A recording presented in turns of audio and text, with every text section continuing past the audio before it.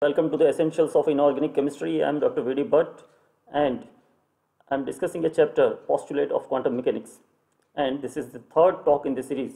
Today I am going to discuss the B part of the second postulate of quantum mechanics. I shall also discuss the eigenvalue relationship and then Hermitian operators, and later on we will be combining the A part and B part of the second postulate of the quantum mechanics so as to get the final form of the second postulate of quantum mechanics. Before I begin about answering the question asked in the previous session, it was are the linear momentum and angular momentum operators linear operators? Of course, the answer is yes, and that is what the first part of the second postulate of the quantum mechanics suggests. So the answer is yes, they are linear operators. Now let us have the statement of the B part of the second postulate. It goes like this: there corresponds a Hermitian operator in quantum mechanics for every operator in classical mechanics. So now this time again you have to try and understand the meaning of the term Hermitian operator. The rest of the things we have already learned in the first part of the second postulate. So what we have to do is we have to understand the concept of Hermitian operator. In order to understand the Hermitian operator, we have to understand something called eigenvalue relationship. So the eigenvalue relationship is explained as follows: if an operator A cap operates on a wave function psi and the result is equal to A psi, which is already written in this first line of the discussion, if A cap psi is equal to A psi, then psi is called the eigenfunction for the operator A. Psi is called the eigenfunction for the operator A, and this small a is called the eigenvalue. So that was the mathematical expression, but let us try to understand the meaning of this. What we can see from that expression is that here a vector operator A cap operates on a function psi, and you see that the result is some real number psi which is multiplied by that function again. So if this kind of relationship is observed, then it is called eigenvalue relationship. So you know, psi has to be returned in the result. Not only that, in the result you have to get the psi returned and you have to have it multiplied by some constant which has to be a real number. So that is called the eigenvalue relationship, and in that case you will say that psi is the eigenfunction and A is the eigenvalue, and this equation is called the eigenvalue relationship. Now I will give you an example of it. Let us take the case of d by dx as an operator, and let us take the function e raised to ax. Now we have to check whether this e raised to ax is an eigenfunction for the operator d by dx or not. So for that what you have to do is take d by dx, let this d by dx operate on the function e raised to ax, and we know that the first derivative of e raised to ax is a times e raised to ax. So what happens?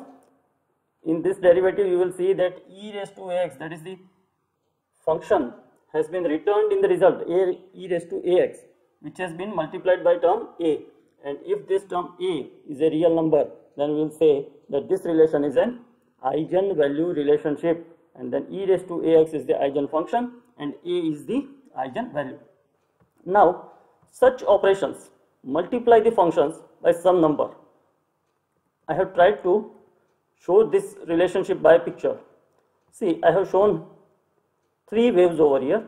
Consider this black lined wave as the wave function, the original wave function psi, and then if the eigenvalue a, here I have shown it by b, it is also some constant. If it is greater than 1, then what will happen? It will simply amplify the wave. So it may look like this, the green colored line. In all other respects it is similar to that of the original function, but it is multiplied by a particular number which is greater than 1 at each and every point, and that is why it looks like this. If this eigenvalue is smaller than 1, then you know it will appear like this blue colored wave. So at each and every point it is reduced to some extent, otherwise the characteristics are same. Just now I was thinking about something, that if the eigenvalue is equal to -1, then what will happen? then you know this psi and the B psi will become the mirror images. You see, consider this x-axis as a mirror, and the resultant A psi will fall like this. Just follow the cursor and you will understand. It will be opposite at each and every point. So that is something about the eigenvalue relationship. Friends, for the first time I have attempted this method of explaining the eigenvalue relationship. So I hope you will appreciate this. Now, let us come to the Hermitian operator. So since we have already understood the concept of eigenvalue relationship, now we will be in a position to understand the meaning of the term Hermitian operator. In order to do that, let us consider an eigenvalue relationship. A psi is equal to, operator A cap psi is equal to small a psi, where A is a real number. But remember that the operator and the function both can be complex. A cap can be a complex value, and similarly the psi can also be complex. But the eigenvalue, that is small a, has to be real. Now, we are trying to understand the meaning of the term Hermitian operator. Therefore, what we will do is, we will multiply the left side of this relation, that is A cap psi, by psi star, and then we will integrate. So what happens? Integration psi star A cap psi dx is equal to, you know that A cap psi is equal to A psi. Therefore, we will say that is equal to integral psi star A psi dx. And this A is a real number, it's a constant, it can be brought out, and therefore you will say integral psi star psi dx. But you know that integral psi star psi dx is equal to 1, because it is a normalization integral. Therefore, this integration psi star A cap psi dx turns out to be equal to A. So that is the first part for the explanation of the Hermitian operator. Now, we will do something else. Take the complex conjugate of the relation. This is your relation. A cap psi is equal to A psi, and the complex conjugate will be, you will be multiplying each of the terms by star. So, or rather you will be putting a star on each of the terms. So A cap star psi star is equal to A star psi star. Then you know that A is a real number. Therefore, A star will be same as A. So instead of writing A star, I will write A.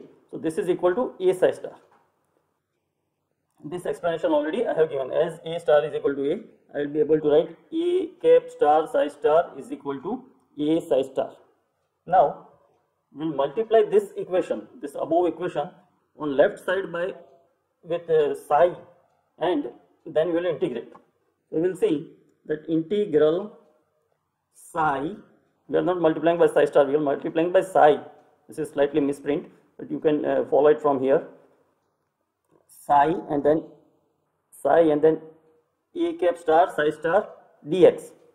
So that is going to be equal to, come here and you will understand, integral, and A you can put it outside, psi you have to multiply with, and then psi star dx, and that comes out to be equal to A.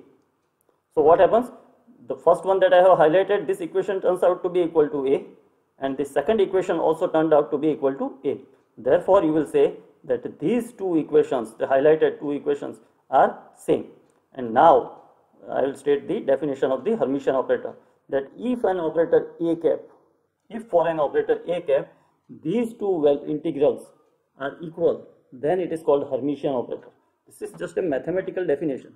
But then the importance of this Hermitian operator is that for an eigenvalue to be real, the eigenvalue A to be real, this condition has to be mathematically imposed.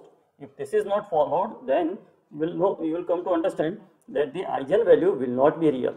And that is why, recall the big statement made by me in the previous lecture, where I said that for every observable in classical mechanics, there has to be a corresponding Hermitian operator in quantum mechanics. So if and only if the operator is Hermitian, or rather than I will say that the Hermitian operators only correspond to the observables. Otherwise, I have already explained you that there can be thousands of operators, but they are all meaningless if they are not Hermitian.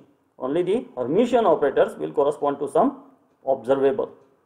So with that, we will state the part B of the second postulate again. which says that corresponds a Hermitian operator in quantum mechanics for every operator in classical mechanics.